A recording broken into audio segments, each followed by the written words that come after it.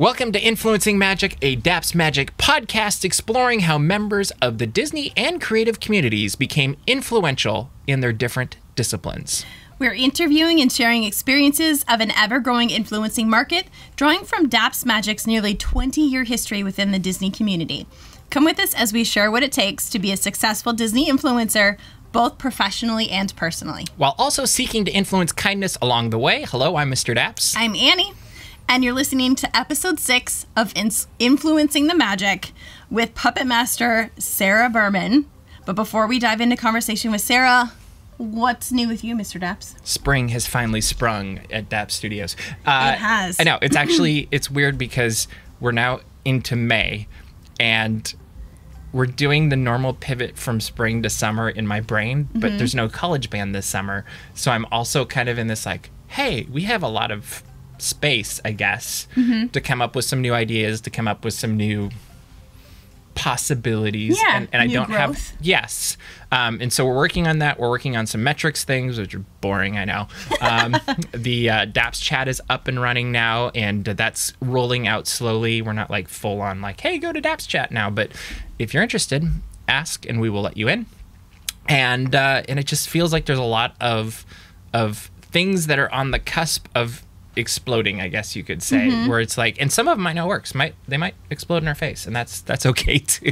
That's all part of it. It's 100% part of it. Like, think of how many things we've been doing through the years that it's like, oh, that didn't work. Yeah. And that's okay. How about you? I've been taking some more classes. Always furthering yourself the best that you can. I feel like it's always good to just keep learning, even if you've not been in school for lots and lots of years. We won't get into how long, but I'm excited for summer. I'm excited that the weather is warming up, and it's time for exciting adventures and being outside. And speaking of exciting adventures, we have one we are going to do, and I'm springing this on you, but we've discussed it once, so it's going to happen, I feel like, which is how a lot of our conversations happen, is we're like, hey, I have an idea. And you may have noticed there's a big black blob behind us. Oh, yes. And so Annie and I, being the unique individuals that we are going to fix that. And that's my tease, is we have a video that we'll make that will probably end up on Patreon or something. I don't know where it's going to go. But we have a solution that we think is going to happen, and it's going to be creative. I think it'll be funny to watch. Okay. And it's going to be awesome, right? Do you know what I'm talking about now? Yes. Okay. I hope it's good. I don't care if it is or not, because it's going to be memorable. Yeah. And like sometimes that's almost better than if it's amazing or not. And it will be a conversation starter. That's for sure.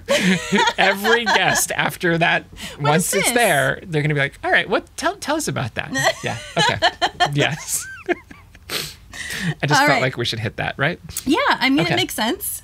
We're about to dig into this episode with Sarah, and I will do I guess like not a warning, but like a precursor. If you are listening to the audio version of this, I highly, highly, highly, highly recommend for this particular episode to switch over to YouTube. Or do both. Like, how funny. And you can watch the video on YouTube, Spotify, or Apple. Like, it's everywhere. Oh, that's great. So you can watch it anywhere. But if you're driving, don't watch it. Wait till you get home and then go back and watch it. Because I actually think listening to this would also be very funny. That's true. And then going back and seeing what you heard.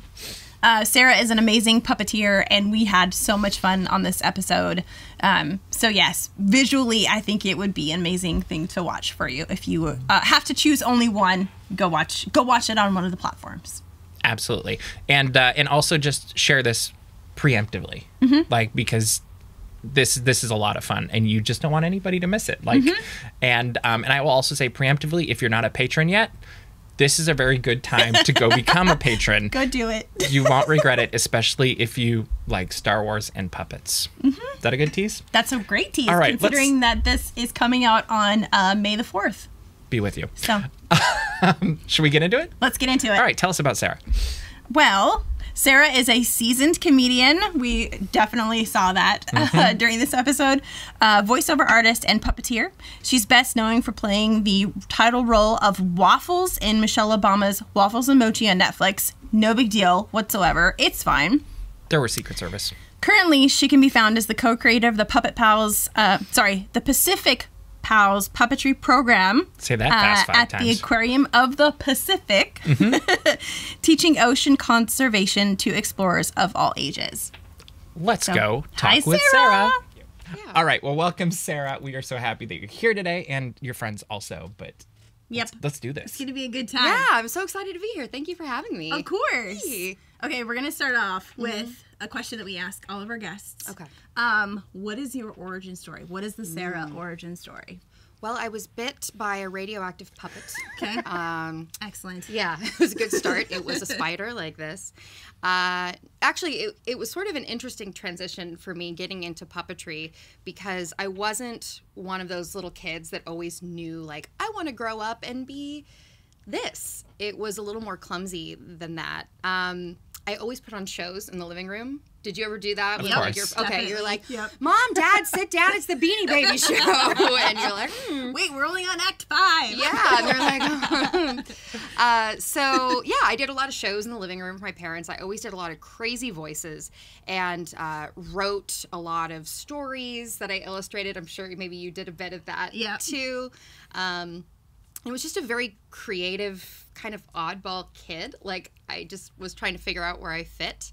And I still didn't really decide on anything. So I got out of high school, did some time in college, and was like, okay, I don't know where I'm going here, so I'm going to go into retail because I don't know. And I was selling designer handbags for Nordstrom. And I wasn't enriched. So I started, like, putting on different characters when I would talk to people, like, to try to make the sale. And one day I was like, yeah, no, this isn't for me. And I just dipped out, and I'm like, I'm going to go back to what feels good to me, which is theater and creation and art. And the Aquarium of the Pacific in Long Beach just had started this. It was a weekend puppet show that had a grouchy moray eel who needed to get a checkup. And he was in front of the animal care center because the Aquarium of the Pacific does a lot of animal rescue. And it was to draw attention to that space and get kids over there. So I auditioned, and I had no experience. And I came out with a character kind of like this. It was a little bit Joan Rivers, and it was also a little Carol Channing. And they're like, wow, you don't have the qualifications for this, but you're really good at it. And the thing about puppets is it'll click with some people, and some people, it for whatever reason, it's like this, you know? So I did that for a little bit, and the show was really successful. And they said, you know what, let's grow this. Do you want to be part of the team to do that? And I said, yes. I said, here are my other qualifications. I write and I create and I draw, and I would love to help you craft characters and do a bigger show. And they took me up on it, which is wild.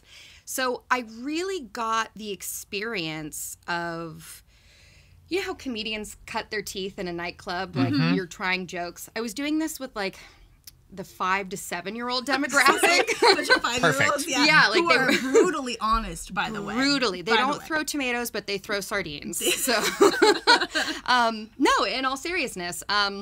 And my co-creator and collaborator of the show, Luke Richmond, writes the music for the show. Cool. And we started working with a company called Swazzle to take sketches we have done and turn them into full-blown characters, which you'll meet shortly. And the whole premise of it was teaching ocean exploration to people of all ages. And I did that for a while, and I got signed with an agent. So it's really kind of one of those stories, which is like, I want to say, like, Swazzle was like, hey, we're doing a production of The Little Mermaid. You're the fish puppet lady. Do you want to get in on this? And I'm like, yes, what a dream. Queen Latifah was Ursula. You know. Big deal, yeah, and it was on your home turf, which is the Disney studio. And I was like, yeah, take me there. Sure. I mean, I think I could fit this in. Yeah. And so I did that. And it was really cool to work with a lot of the stars of that production and lend a little bit of expertise about fish movement. Because just like with animation or animatronics or anything else, it's movement that you have to show I would not have even thought about that. Oh, yeah. Like, what a cool connection to have that be like, hey, you know, you said before, like, these are my other qualifications, to then be on a puppet team for a studio and say, like, hey, actually, I have these qualifications also, can I help? Yeah. That's so cool how it connects together. Yeah. It was a really sort of odd story, and I guess I got really lucky. And the agent who signed me was just kind of like, let's just see what happens. And she started throwing auditions my way, and I booked, and I booked, and I booked. So I was like, I think this is my job now. And I've been very fortunate to work for Fox and Disney and Mattel. I just did a show for Nickelodeon. Nice. Netflix. That's so cool. Yeah. Everybody. How long was this process? From day one, I applied at the Aquarium to whatever. You're like, I'm kind of here. 9 years. Okay. Yeah, it was 9 years. And honestly, I wouldn't do anything else. I love it so, so much. You can say whatever you want to anyone you want with no consequences. Unapologetically. Me, it was the puppet. Yeah. Sorry, he's feisty today. Yeah. But, you know, in between that time, it wasn't just like, that's the short of it, but, you know, taking improv classes, taking writing classes, taking comedy classes, taking voice acting classes. There was a lot of that type of education peppered in between. So did you, outside of the school that you had specifically for what you were already doing, did any of your schooling prior to that have anything to do with the path that you ended up taking? Yeah, communication is huge. Like, everyone should study communications because in the industry, you have to be a great listener, a fast communicator, and you have to be able to advocate for yourself. That's really important. It's so important. And also the ability to schedule yourself, not overwork yourself. Yeah. What creatives do that? I don't know. And memorize things, study things. It's all really important. So you also had never been a puppeteer before, and suddenly you're a professional puppeteer. I'm assuming it wasn't like 5 minutes like, hey, I can do this after. No, yeah. Like, what was that process of going from audition to like, hey, I did cool voices, but now I have to do some other stuff. Like, how did that play out? Great question. It was kind of brutal because you don't think about the muscle groups that you're engaging in your body. You don't use those muscles for anything else, not one thing. This and this and this, and you're contorting your body like a pretzel, and you're fitting into spaces that are smaller than you. I was just thinking my cheeks are going to turn pink because I'm not usually on camera. I've been doing this under the table. So, like, what do I do with my face? I mean, if you'd be more comfortable. We could move the mic, I guess. Yeah. I don't know. But yeah, it was learning on the job. And I think everybody should get out there and try. If it's something you want to do, it's looking in the mirror. Don't start with something super heavy duty. Get like a practice puppet and just practice like syllables, like dropping your thumb to open when you talk. You know, a lot of first-time puppeteers, they come in and they're like, this is how you do it. But if you were a human, what would that look like on our head? Yeah. Poor necks. Yeah. You're looking at the ceiling is what you're doing. Yeah. So it's about like that control and regulation. Practice your alphabet. Practice, you know, you get into a whole nother world when you do stuff on camera versus on stage. And that's a whole nother conversation. Well, you were talking about like where you would start and grabbing a simple puppet. I mean, even, what's her name? Is it Sherry Lewis? Yeah. Sherry Lewis. Iconic. She, I mean, literally it was a sock. Yeah. Lamb chop was a sock. Yeah. So, I mean, if that's all you have, if you don't have socks that you're allowed to use, or if they're not big enough or whatever, like get something at the thrift store and make your own. And I feel like that would be a really cool starting project of utilizing what you have in order to do that. So I want to drill on this a little bit more just because I'm curious. Okay. So you start practicing, you're doing your syllables, all of this stuff. Did you have a mentor? Did you have help? Or was it kind of a like sink or swim, I better figure this thing out? Sure, I know how to do wow, that. sink or swim. That is an interesting ocean-related thing. In the weirdest way, it was a combination of watching the animals that I was trying to become. So if I was an eel, there would be kind of a floaty type of movement. If I was an otter, it would be really frenetic with a lot of like, you know, this kind of stuff. A few folks that I think really mentored me, Artie Esposito, who is a very talented puppeteer, and I've worked with him as my puppet captain.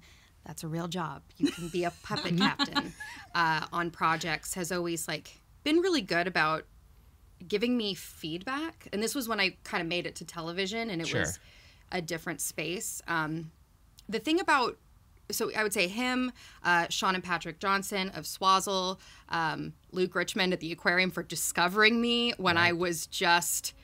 It's basically like your Oscar speech right now. The Grouch? Yeah. Yes, that one. Yeah. That used to be a thing. So there's been a few folks that have seen something in me before I saw it in myself. And that was really cool to have that community of people, because the puppet community is so loving, very different than face acting. Yeah. Like, it's all like, we're a bunch of misfits, like the Muppets, right? We're going to put on a show. Right. It's the worst Kermit ever, It's okay. but okay. But yeah, and I think, you know, just through teamwork and collaboration, I found a really cool place to be where I oddly thrived. That's amazing. Thank you. I love that story. Yeah. So what were some of the challenges along the way? Because this is a beautiful story. And it's very much, you know, Kermit going to Hollywood and making his movie. Yeah. But like, what's the hard part? Like, what were the things that you really had to overcome, the frustrations? Because you want to make it realistic for people that may want to do something like this. What if she just wants to be sparkly? She can be sparkly I can be and sparkly, also... but I can be honest. There you go. You can be sparkly and honest. Tell us about the sparkly challenges. Sure. Well, the first one, as I mentioned, is believing in yourself. The second one would apply to anyone in show business or the arts altogether. You have to be your number one cheerleader and your best fan. And when you don't book something, it's not personal. Get back on the horse. Keep auditioning. I've absolutely been turned down for things because I wasn't the right fit. You don't know what they want. Yeah. I like to, for example, I did a show with Robert Smigel. Do you remember Triumph the Comic and Salt Dog and the Conan O'Brien? How could you forget? Love him. For me too.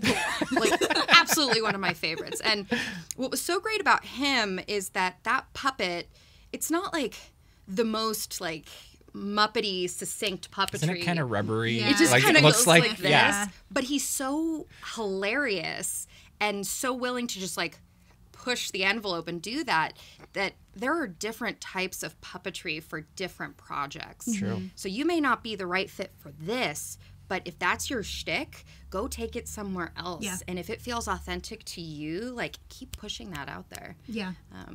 So I think that goes across the board too, because when you think about animation, even if you're an artist, if you're a voice actor, whatever, there's so many different ranges of each of those categories where you're saying, if you don't fit in this, like, that's okay, stay true to who you are, and you can find where you do fit and plug in. yeah. Also, the physical nature of it. Oh, yeah. A lot of us have physical therapists. I believe it. You're an athlete. Yeah. Yeah, you're an athlete, and it's a team sport. You will have one person on Waffles and Mochi's restaurant, which I just wrapped last year with Michelle Obama, who's like the coolest co-star ever, name drop. Waffles had to climb through a window. So we had me in the head, and then we had another performer on an arm and a leg. So she was able to kick her leg over. Wow. And we're all contorted, like, under this window, like, going like this, like, trying to stay out of the frame. So your physical body, that has to be that can be so hard. You can come home so sore. Take your Epsom salt baths, stretch. If you have a Theragun, I do have one of those. I have to use it. Yeah, amazing. So yeah, I would say believing in yourself and taking care of your physical self like an athlete would. Yeah. Do you have any tips for? I think I believe in myself. I'm getting into this because it's a muscle in some regards. Yeah. Like, the more you do it, the more, like, YouTube comments, I think, are a prime example. Is you get YouTube comments anytime you post a video. Some of them are great. Some of them make you just want to go out and whatever. And the longer you do this, I look at these terrible YouTube comments and I'm like, that's a good one. And like, it doesn't bother me at all. But if Yeah. you put the same comment 12 years ago, I would have been like, oh, they think that about me? Yeah. And so I know for myself, I've grown a thicker skin through the years. But like, how do you address that as a starting artist? I think any artist deals with that, because you're going to have people who love you, and on the other side, people who can't stand you, because art can be very polarizing. Yep. And I heard this really interesting quote that said, pay no mind to the people that are talking about you behind your back, because they're where they're supposed to be, behind you. Oh, that's good. And That's very good. keep your eyes on the prize. Also, don't read the comments. I mean, come on. They're just, what are you doing? I came up from the beginning of YouTube. I didn't know any better. I know. It's hard. I've been there. You're like, what? But you're like, oh, wait, they're still talking about you. Oh, yeah. They are. Yeah. Yeah. Thank you for Yeah. the engagement. Yeah, Exactly. yeah. So yeah, just don't let your confidence degrade because of some trolls. You be proud of who you are. Write it on your mirror with a Post-it, like, I'm a star. And then, you hear it enough times and you'll believe it. Yeah. And you should believe it. Yeah. Because I think everybody has their chance to shine, and you should take that opportunity when it comes to you. Yeah.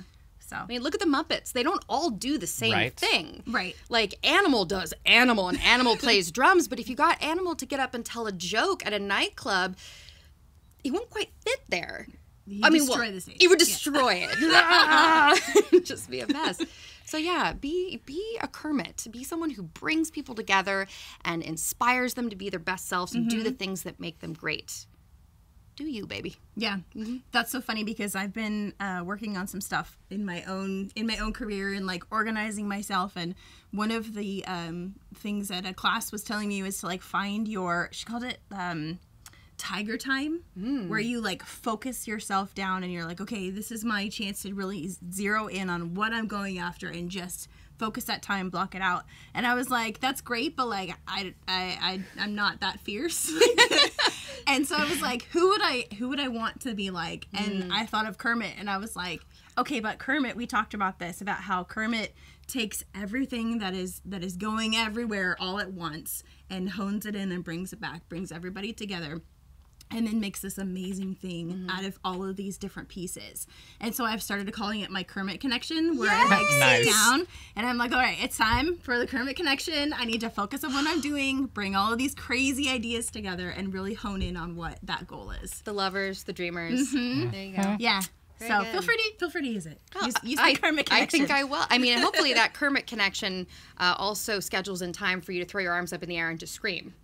That happens on a regular basis. Yes. Excellent. For multiple reasons, I think.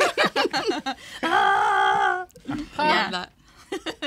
Okay, so we talked about some of your beginnings, some of your struggles, and we want to talk about some of your wins that you have had. Yeah. And like you brought up Waffles and Mochi. I saw Waffles and Mochi before I even knew that you existed. And I know that you were there because you were obviously there. But I absolutely loved the show. I thought it was you. so fun. And as an adult watching this like kids puppet show, I think it just is a testament to how amazing it is and how wholesome and like it's just so good. I don't know. Have you watched Only it? a little bit. Okay, you need to watch more. I know. That's your assignment. Yeah. So what was it like being on set with that? And also Michelle Obama. Oh boy. It's fine. Waffles and Mochi's restaurant was like the coolest thing I've ever done in my life, to be totally honest. And like I realized as it was happening, I'm like, this time may never, like my wedding, the birth of my first child, it's gonna be like a high bar. But when I came in for the audition, I was just like, there's no way. Like I'm just gonna throw this in to see what happens.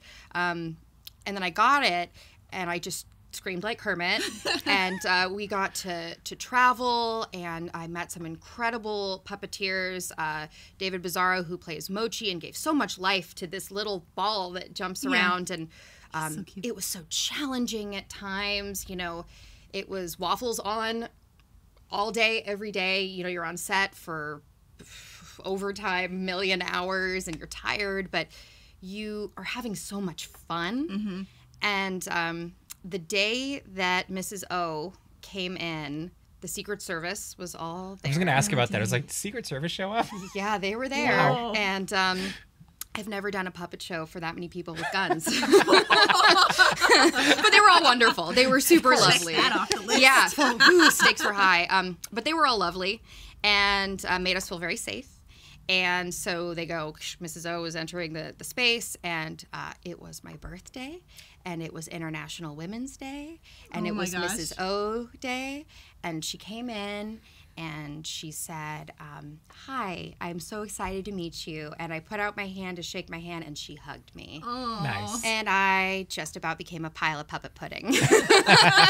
So we spent a lot of time together. I spent a lot of time around her shoes because I was on the floor. Yeah. So it was just like, hey, how you doing?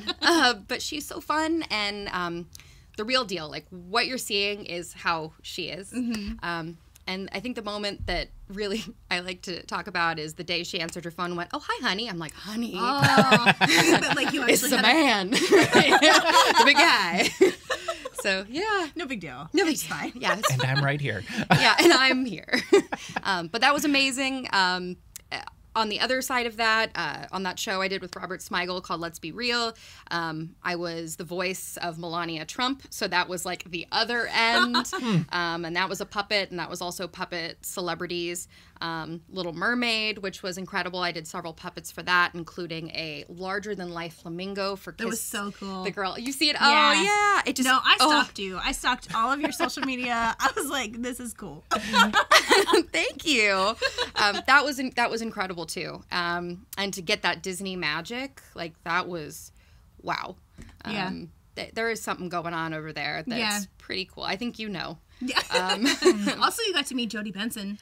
Yes, I did. We are basically a Jodie Benson fan account at this point. So I don't know if you are, but I support Jodie that. Benson. Oh, another person who's the real It's deal. like, how can you, She's a princess. Like she's Yeah. the real deal. Literally. And Ali'i, of course, who did Ariel, was amazing, and had her mom on set. And I'm like, wow, I hope someday if I have a kid, they'll bring me around. Yeah, that's really cool. Yeah, she was really, really sweet, and was flapping her mermaid tail, and we were hanging out, and Shaggy.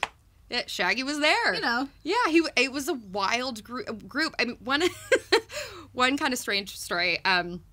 We were in Poor Unfortunate Souls, and one of the things I was doing was one of those little garden, Yeah, and we were in this rock. The three of us were sharing this piece of rock, and I was the newbie, so I got the upside down spot. Of course. They're like, Sarah, you're the young one in the group. Get in there. I'm like, okay. You can bend all the ways. Yeah. And we were in there for a while, and they were like, okay, clear the set. And one of the things as a puppeteer is like, you're not visible.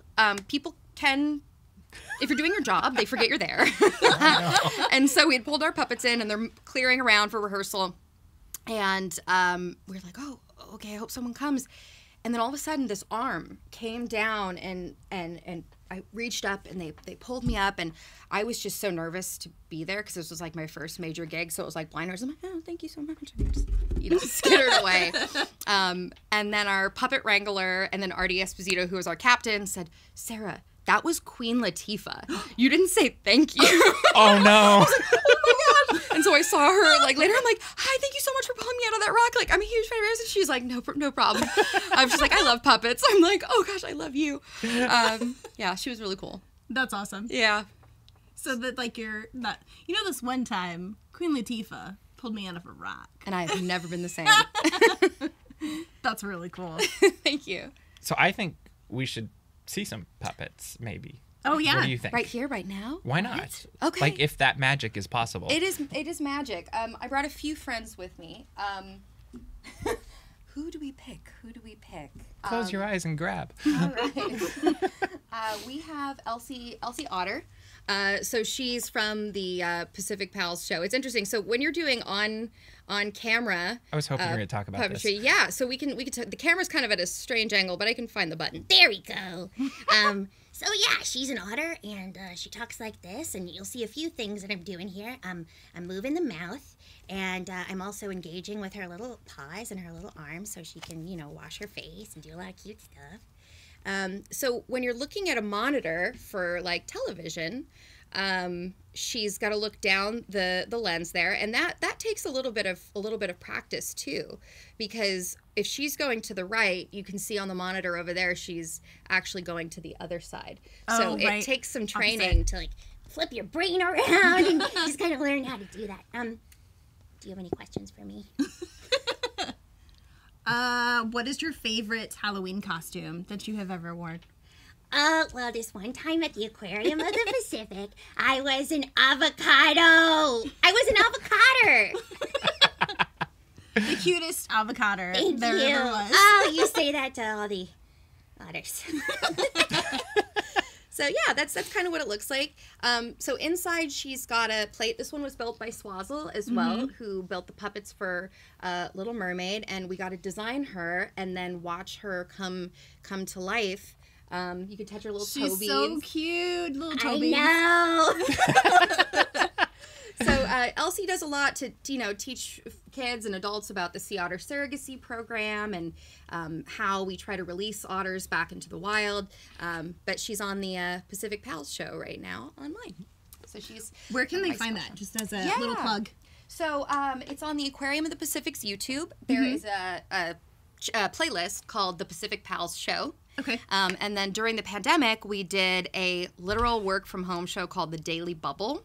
Cute. Which was we sent each of the performers home with their respective character.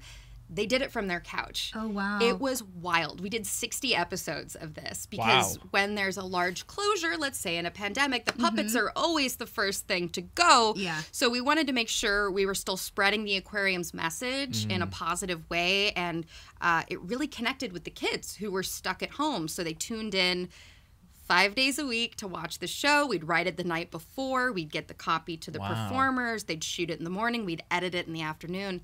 And that was a big part of how we got through the pandemic, which was wild. So that was that, no, you said every week, or was it every? It was every week, five days a week. Yeah. So what was a setup in your living room like then? Similar to this. Okay. Some had a camera with a monitor. Some of us just had our iPhones. Okay. And they would have the couch, and they'd have the puppet to sit on the couch. And the cool thing about being a puppeteer, which is different than a face actor, we don't have to memorize our lines. Yeah. We can just tape them to the monitor or look at them and just read the copy, which again is patting your head and rubbing your stomach because you're going like this, you're reading copy, you're thinking of the voice, you're looking at the monitor. Practice. That's a huge thing. Like nothing but the hours that you put in is going to be So piano player here from years. Very cool. Per day, what would you say? I want to be a puppeteer. How much should you practice? Ooh. Well, you're going to want to ramp up slowly. Of course, because otherwise you're going to break something. Yeah, please don't blow out your shoulder. I would say every day, start with your syllables. Warm up. Never do puppetry cold. Start with your syllables.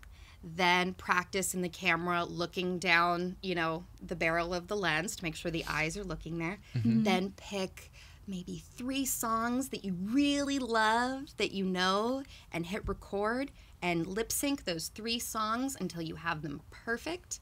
And then you could start throwing body movement in it. And then you can start playing with the camera frame and start there. I wish it was like in hours, but it's really like, how much do you want to do it? Is it like the most fun thing you've ever do? Then do a whole CD if you want to. Yeah. Did I say CD? Do they still do CDs? Album. Yeah. If you love Gaga, do Actually, her you whole... can get vinyl easier now, can't you? You probably can. It's coming back, Yeah.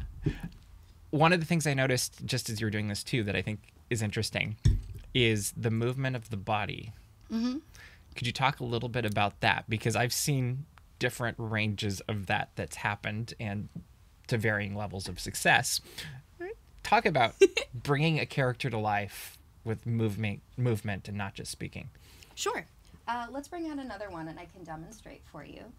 This is Millie the possum. She's not from anything other than my trash can.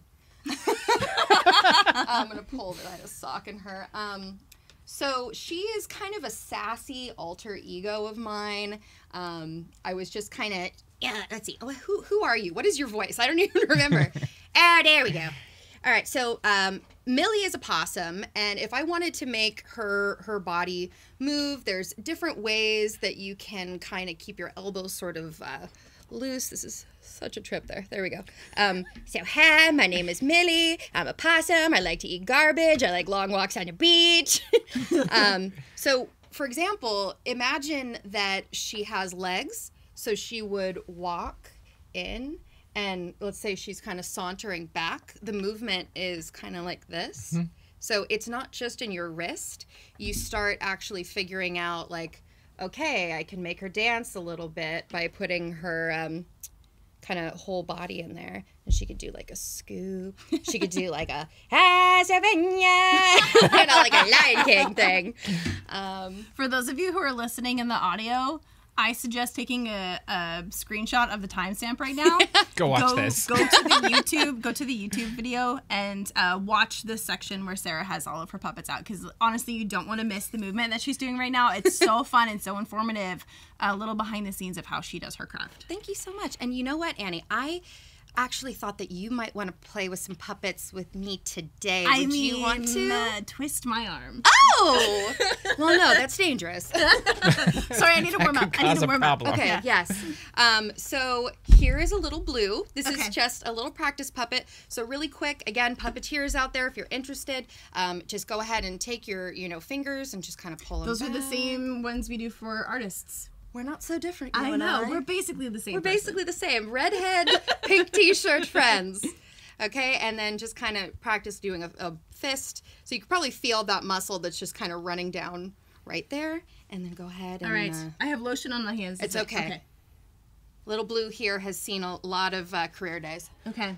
So, I like the little... As you're talking about this, if Uh-huh. someone wanted to find Little Blue great or question. their own version of it, where would you suggest going to find something like that? Etsy is a great resource. Okay. Millie was built by Kevin Blades at Operation Puppet, who I found on Etsy. Nice. Oh, that's fun. Yeah. So if you just kind of want to hold the sticks together. Okay. And practice. So our camera's a little bit off kilter here. So just practice. Hey, look at you. You found the center. And when you're talking to another character, just kind of like in art, you cheat out towards camera or like stage just a little, so you can You're just right, see. it is backwards. Isn't it true? And just kind of practice like just sort of going back and forth and like dancing a little bit. Hello, my baby. Hello, my darling. Hello, my ragtime gal. So a fun movement when you're like singing. You could just kind of wave your wrist back and forth like this. That's like Kermit when he's like, And you can have a conversation, so I'll let you take it. oh gosh. All my improv just went right out the window. You got There it this. goes. I saw it. Hi, how are you? Pretty good. What's going on? Oh, just stuffing clams in my armpits, regular business. How about you? Well, I don't have clams, so. Oh, you're missing out. Anything you want to say to the viewers? Watch the YouTube. Watch the YouTube. So, question for Annie as we're going through this. Yeah. Have you ever had a puppet on your hand before? Will I get in trouble if I say yes? No. I'm honestly just. Who's gonna tell on you? Yeah, kind of. But to be fair, I was like 12. Okay. So That's fine. it's been a while. But look at you already I was like, have that you feel. natural instinct. You're opening with your thumb. You're not flapping. Not staring at the ceiling. Not staring at the ceiling. You seem very engaged. Thanks. Oh, you're welcome. do you come here often? No. First time. First time. Well, you fooled me. So if Annie had never touched a puppet before, and you were setting her up for success, is there a certain thing like, oh, hold things this way, or this is going to help you keep your arm up longer, or like So what are some tricks? I can already feel the burn on my shoulder. Yeah. Now hold it this way, all the way up. So that's more the position that is normally done. If we really wanted to Now get we're really into below it. the frame. Yeah, so now we would actually go all the way down here. Oops, I just hit your face. I'm sorry. It's okay. I'm used to it. And you'd be actually kind of moving somewhere around here. That's crazy. Your neck is, so I would say it's really important to stretch your neck. Do you want to try? Okay. No? Good, thank you. Why not? He hurt his arm. Oh, okay. I was filming yesterday for 4 hours like this. And this morning I woke up and I was like, oh, it kind of feeling it in here, which doesn't work so well. It's your puppet muscle. Yeah. Yeah. Yeah. I would say anything kind of similar to art, things that you do to prevent carpal tunnel. If you have those squeezy type of balls or the ones that are nets that you stretch open, because a lot of your strength in your, you would think, in your wrist is actually coming from your forearm. So working on those forearm muscles, just practice having your arm up in the air for like the duration of like 3.5 minutes. It was really funny. I was at an elementary school doing a career day recently. Nice. And I was there like... Why didn't they have that when I was I know, me neither. But I was there with like, you know, real people. So it was like a psychologist and a firefighter. And But you're the one they all remembered. maybe Literally, for better or worse, I don't know. It's okay. But I said to them, we're going to hold our arm up in the air. And I put on my princess voice. And I go, we're going to do the ABCs, and you're going to keep your arm up for the whole time. And little by little, their arms were just dropping, going, ow, ow. And I said, okay, if it hurts, don't keep it up. Yeah. But by the end of it, there was just a few standing, and I said, well, what did that feel like? And they said, I don't know. And I said, well, you have to practice like anything else. Muscle memory, getting your arms up, practice that, practice your carpal tunnel, not your carpal tunnel, practice The other way. preventing it. Yeah. Stretching, mouth movement. So we call this the eye line, which is where you're looking. Mouth sync, so how well your mouth and your hand are syncing up to each other. And then character is the last one. And so character should come at the very end, because you need to think very clearly first about all of the other steps before you add the salt and pepper and the cayenne pepper and all the spice. all the spice. Yes, I love spice. So talk a little bit. You talked about how you had, was it 3-4 people on a puppet? Talk about, have you done the hand, like right-handing and Oh yeah. talk about that, because to me that's fascinating, because you're very much a part of the character, but it's not the part everybody notices until it doesn't go right. Yeah, when things get really wonky. I love being an assist, and I love having an assist, and I think you can really create very complex, real movements that can sometimes be uncanny. Kermit in I think it was just called Muppets, which is when they did that Office type of parody. Oh, yeah. He clicked a pen, and I just about jumped that out was of the amazing. roof. It's like, wow. So that would be like working with an assist. Now, obviously, there was probably a mechanism in there that allowed them to do that, like maybe a trigger or something like that. But when you're an assist, your job is to just support the head and create that one fluid movement. So you have to be very in tune with the head and just be like, oh, I feel them moving this way. You can do one arm. Sometimes you do both arms for them for gesturing. I don't know. I think it's really that teamwork building. You are really creating a core memory with that person. Yeah. And if you have a good flow, you'll oftentimes be like, oh, who do you want to choose for your assist? Andy Hayward, who's a very talented puppeteer, was my assist for Waffles. And him and I were just like one weird kind of like waffle goo ball that just kind of, we just really got a good rhythm and flow. Now, on the other side of that, I've had bad assists who have, like, jerked me all over the place, and you have to have a quiet conversation with them and go, do less, just less. So, communication. Yeah. Yeah. I've gone full circle. Yeah. Yes. It's true. No, I'm just curious, because that to me seems almost harder than being, was it principal, primary, whatever that would be called? The head. The head. And because the head is there, like that's very normal, but you're kind of almost always guessing what the other person's doing and feeling that out. Yeah. So you've got an amazing career with this. Thank you. Let's say I'm 12 years old watching this for the first time. You've said play, you've said practice, you've said all of these wonderful things. What is that one thing that should always be kept here and here as they do all of these things? I know it probably sounds cliche, but have fun. If you're not having fun, then why are we playing with toys? Yeah, seriously. Yeah, puppetry should be the thing that gives your soul sparkle. It should be the thing that, even if you're just doing it for yourself, either on an open mic night or in therapy, wherever you want to bring it. There's so many images in my head. I know. I went to What About Bob? Yeah. Let me tell you how Sarah's feeling today. Thank you. But you should be having fun, and don't beat yourself up, because everybody has to start somewhere. And I'm sure the first time I came in, I looked ridiculous, but that confidence propelled me to go, no, this is what I want to do. Yeah.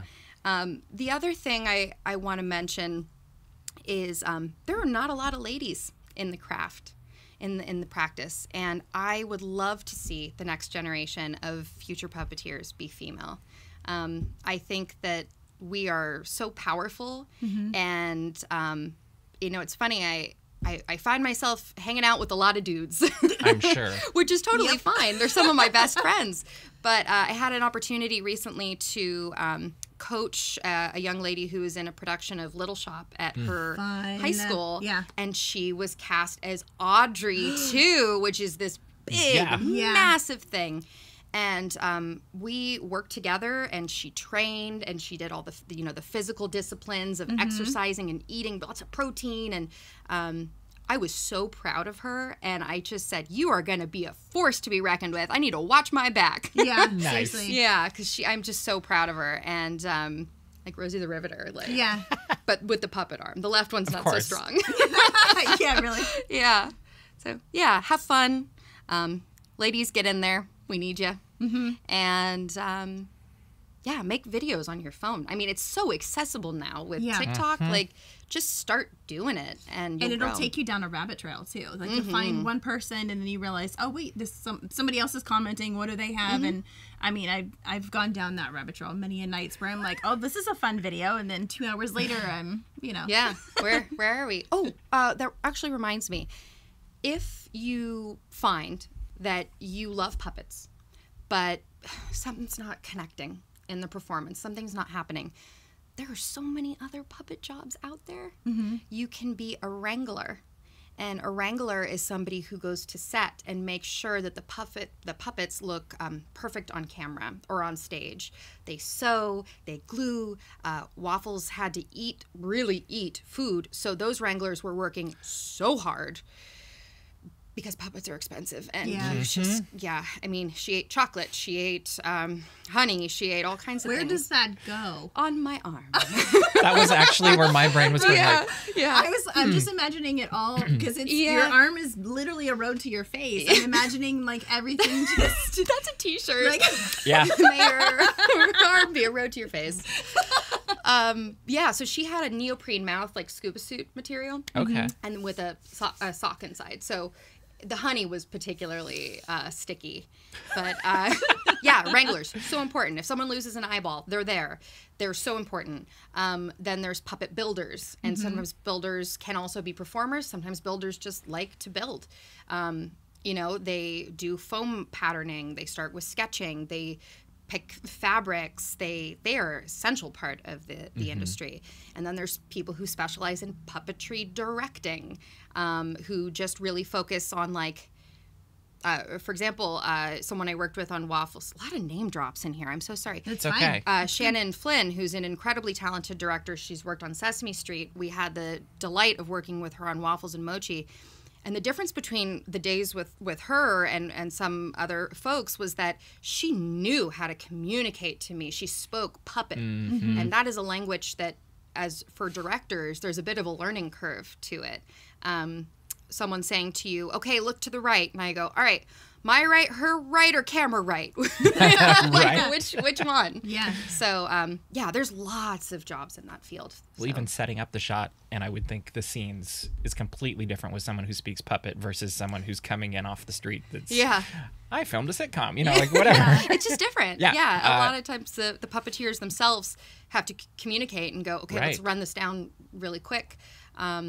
You also mentioned puppet captain earlier, and we never defined that. So yes. we should probably do that too. I think that's really important. Thank you, Mr. Daps. So the puppet captain is the person who's in charge of either, it can be several different things. They're really like the head of the puppet troupe. Or if it's just one puppet on the production, they're in charge of making a lot of the decisions about the puppets. Where you're sitting, they communicate with the production team to make sure that it's safe. Is there hot food above our head? Are there anything like sharp above our head? Is anything going to fall on their head? It's kind of a producer role then, is that? In a way. They're usually puppeteers as well, so they really understand. They are the only person that we would take notes from. Okay. You shouldn't give, this is just a good practice if you're a puppeteer or otherwise. Don't give notes to your scene partner. That's the job for the director or your puppet captain. Okay. Usually it's someone extremely seasoned so they can go, hi, I noticed that if you just, why don't you try this and see how that works? Or before the show, they're practicing with you. And they are just that clear channel to the production team, so there's not a whole lot of voices. They almost sound like the mentor of the group, too, kind of in a way. Okay. Yeah, Artie has been a great mentor to me on many, many projects. And he really taught me how to speak puppet, if you will, in a clear and constructive and kind way. Because just like anything else, just because you have power doesn't mean you should always use it. So, be kind. And, you're playing with toys. Have fun. It's like, Love it. We're waggling dolls. Yeah. Should we move to Fast Five? Yeah, let's do it. So All right. at the very end of the episodes, we try to do just like quick questions. Okay. Say whatever comes off the top of your head. Uh-oh. Yeah. No, Okay. you're good. It's nothing. Whatever pops in, Okay. First one, dream role. If you could do anything, past or present. I would make it up. Oscar the Grouch's girlfriend. Oh, I love that. That would be amazing. Would That she be needs to as happen. grouchy or would she be opposite? She'd be just as grouchy. I believe in my headcanon she's maybe pink and her name is Lady Grouch. Okay. So who can we get to make this happen? I don't know. Sesame, call me. Put it out in the universe. Yeah. Okay. Do you want to take the next one? Oh, sure. Do you want me to? Sure. So if you could go back in time, who would you want to be an apprentice to? Man, that's a great question. I want to say Jim, but I think I'm going to say Frank Oz. Oh, nice. I think I connect a little more with Frank's style of, Jim and Frank are both the greats, but I think Frank has a little, he's so vaudevillian, he's so talented, he's so flexible. I hope someday to be able to direct puppets of my own and make that transition and, be a director of puppets too. And he's so funny. Yeah, definitely. Okay. Switching gears a little bit. Okay. Favorite Disney snack? Now, is this in Dreamlight Valley or is this Anywhere anywhere in the parks? I love the soup bread bowls. I'm a huge fan of the soup bread bowls. Again, broccoli cheese, sourdough bowl. Just put it in or around my face. Yeah. Cool. I've been made fun of because I've asked for a bag, like a shopping bag, and I've put my bread bowl sand soup, like when I'm done, because you never finish. You never finish the bread true. bowl. If you put it in a bag, Take you it can home. have it later, like if you're riding the railroad, and then everybody else wants it. And I'm like, no. Sorry. Too bad for you. You didn't grab a bag. You taught me something today. Yeah. It's a good tip. All right. Sticking with the Disney theme. Okay. If you were to pitch any Disney attraction idea, doesn't matter what the story is, whatever, what would you pitch? Okay. I would love to see a stage adaptation of Monsters, Inc. Love it. with walkarounds and puppets. I think that there's so many characters in that could absolutely be conveyed into that. One other thing I'd like to pitch is, since I'm here, Disney, having more puppets and creatures in the Star Wars area. Yes. We need lots of little weirds. Where is my Salacious Crumb? Like, they need to have performers in there. It would make it so much more immersive, in my opinion. Totally agree. and Can really you cool. imagine if we had interactive, what are the little guys from Bando? Like a Grogu? Oh, No, no, the Babu freak. Oh my Yeah. gosh, yes. Like if he was Yeah. up there and it just, that would, okay. Well, Disney's listening. That would be Yeah, amazing. please, Yes. please call me. I would love to puppet captain this project. Perfect. Yeah. Last one. If you could spend the night in any area of a Disney park, where would it be? Haunted Mansion. Haunted Mansion. Of That was course. easy. Which section of the Haunted Yeah, where? I would probably have to say, I know it's, God, there's so many. Right. I mean, I think it could be very, like, you know, personal and romantic in the elevator with a loved one. Wait, that's not what I mean. The ballroom would be wonderful just to explore and see. I was listening to something recently. I had just learned this about the spider that's in the ballroom and how they put that there. And I would just like to see that illusion, like, how it works. What is it? Remind me what it's called? The Pepper's Ghost? Pepper's Ghost, yeah. So I guess if you're down there, you're not really seeing it. I'd like to see how that works. Yeah. You can still see it from down below, unless things are angled so you can see it from above. I don't know. I don't think I've ever looked that closely at it. I've seen it in video, and I haven't paid attention on the attraction. Yeah, to try I to- wonder if it is angled, like the glass is angled so Yeah. that you could see it Yeah. from. I don't know. Can I turn this around? Where would you like to spend the night? Are we talking Disneyland? Yeah. Okay. Pirates. Oh, yes, of course. Of course. And then, Mr. Daps, how about you? This is going to surprise at least Annie, I think. Oh, no. I have forever wanted to stay in the Swiss Family Robinson treehouse. Oh.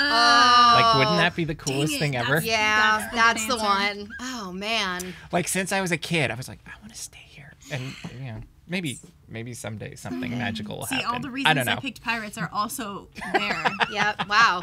There was like a built-in bed, Yep. water noises. Uh-huh. You wouldn't have to put But your I want to app be in the on. one, remember they could, or I guess it's they turn the wheel and this roof opens. Like, Yeah. that would be super cool. That's Dang. where I would choose. Dang. I have to think about my mistake.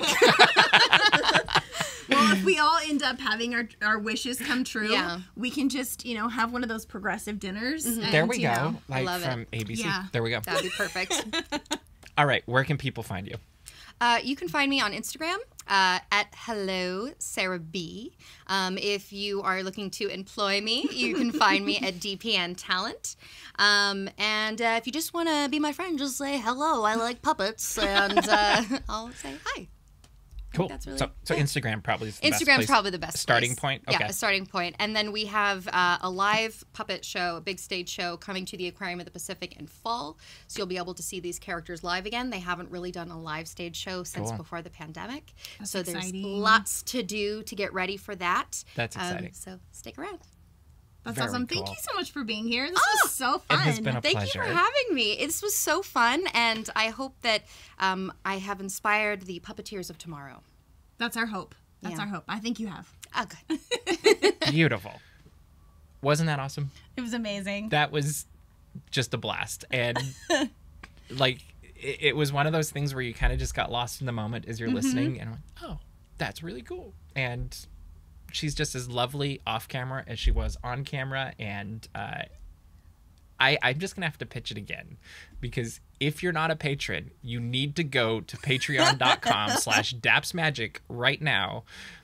And I'm going to probably watch this video countless times because it's just ridiculously awesome. We sprung it on Sarah last minute, so this was all improv with we had her do a feature something with one of the puppets, and it was absolutely amazing. We were dying. Brilliant. Please join us over on Patreon so that you can take a look at this. I believe we are timing it so it should be up right now as this Yes. episode is coming out. And you will not regret it. And like, I just think so.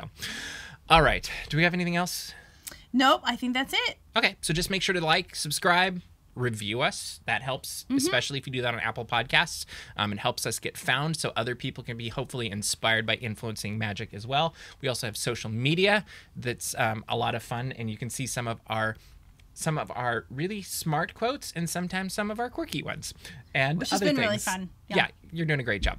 And so thank you so much for joining us for Influencing Magic. It is made possible by dapsmagic.com, which is a safe and positive place to find Disney news, resources, and community. Your hosts today have been Mr. Daps and Annie, with our very special guest, Sarah Berman. This podcast is produced by me, Mr. Daps, and Annie. She's right there.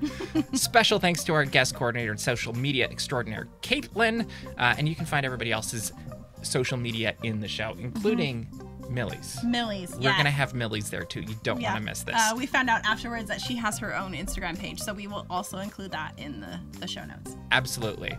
We don't have a sponsor yet, so if you'd like to sponsor this show, email us, reach out on Instagram, whatever you feel. You'll find us eventually. But I think that's all we got for this week. Mm-hmm. Anything else you want to say? Nope. Thank you guys so much for tuning in. So make it a great day, everybody, and keep kind.